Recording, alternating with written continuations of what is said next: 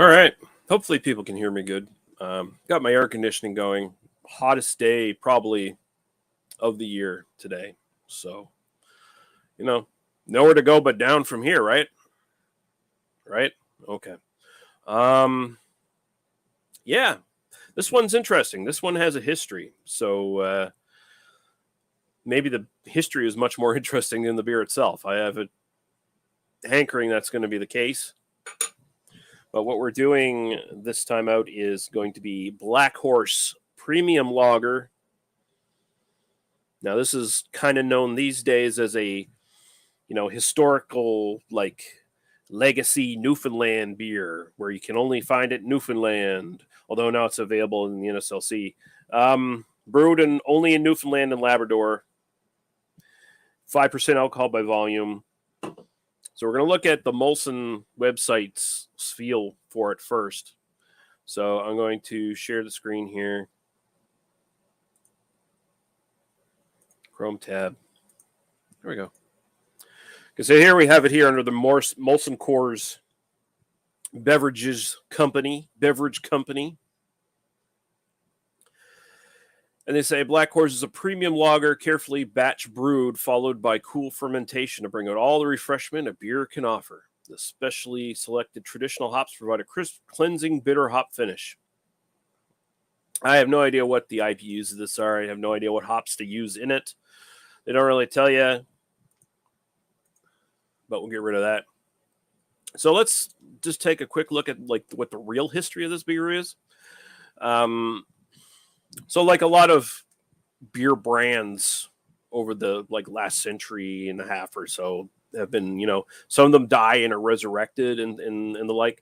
Black Horse is certainly no stranger to this sort of practice.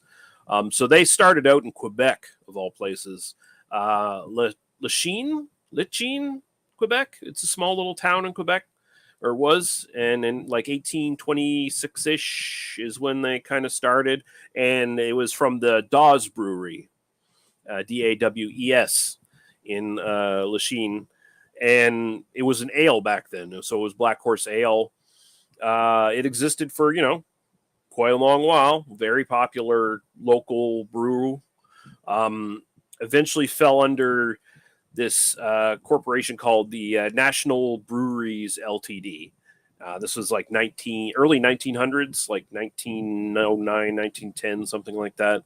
And it's Dawes and several other local breweries all merged because they kind of wanted to get rid of the cost of competition. They were all sort of competing with each other a lot. So they wanted to get rid of that cost.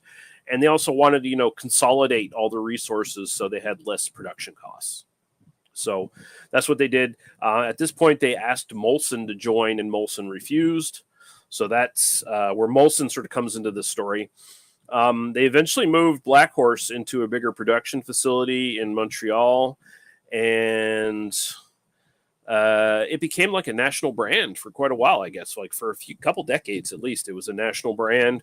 And then eventually a bigger corporation called Canadian Breweries Ltd. Bought National Breweries, and they retired Black Horse eventually. So totally basically disappeared all over Canada, just like that.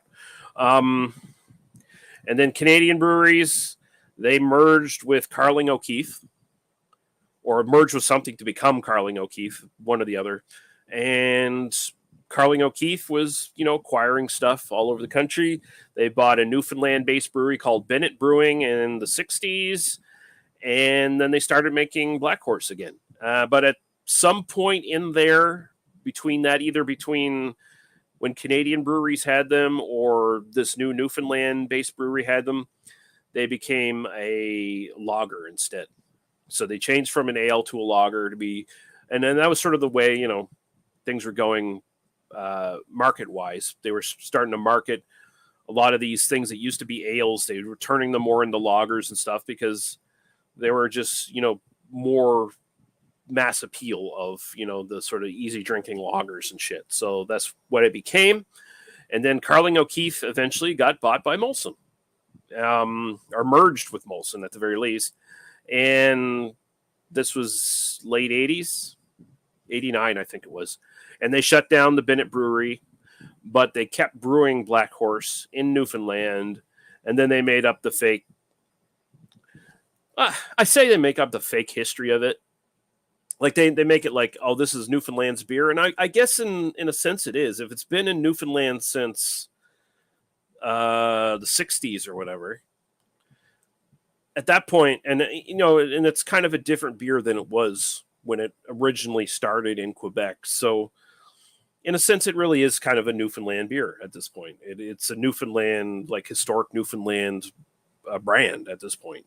It's probably the way this beer is made now and the way it tastes and everything probably has nothing to do with how it originally tasted when it was brewed 100 years ago, 200 years ago, actually, at this point, almost, back in Quebec. So there you go. But this is a long-lasting brand, minus, maybe a couple decades here and there where it was retired or whatever. But it's a pretty long-lasting brand. And it's been sort of hiding away in Newfoundland now for quite a while. So unless you go to Newfoundland, you don't hear about it. And I'm wondering now, the fact that it's in Nova Scotia, if, they're starting to expand, like is Molson's like, let's start putting it in other places in the Maritimes or whatever, So we'll see. Do I have the comments up there? No. So you keep seeing one or two people popping in and then popping out. So whatever. But yeah, well, so I'm not expecting a lot from this. I mean, it's Black Horse Premium Lager from Molson. It's in the Molson filtration system, their equipment, all that shit, right?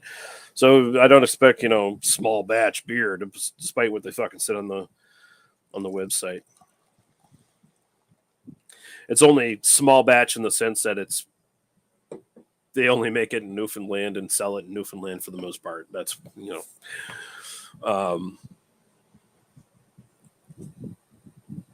so yeah, it's super clear. It looks like Molson Canadian, although the it's pretty cool. Looks good, but it looks like classic North American macro lager. Go the aroma.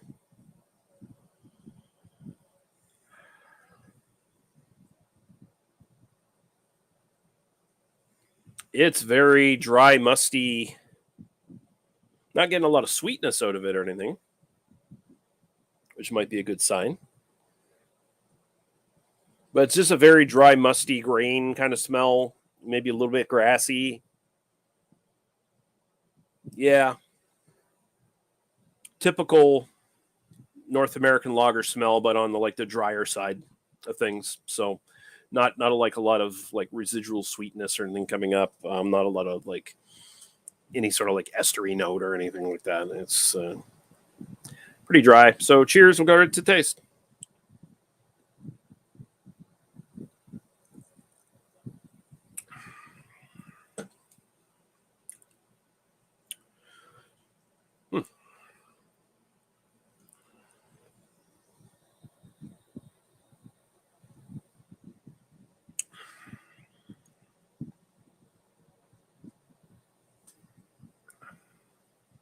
There's almost nothing to it.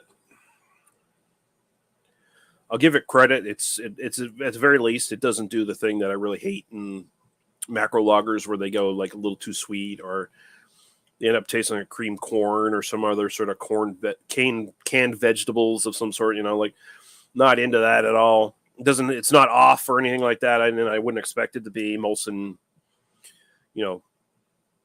they make their shit precisely the way they want to make it, and rarely do you get brewing faults or anything like that.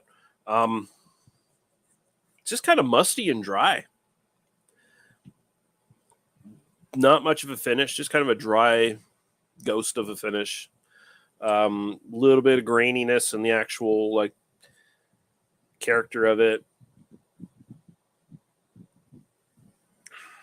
Little tiny grassy note.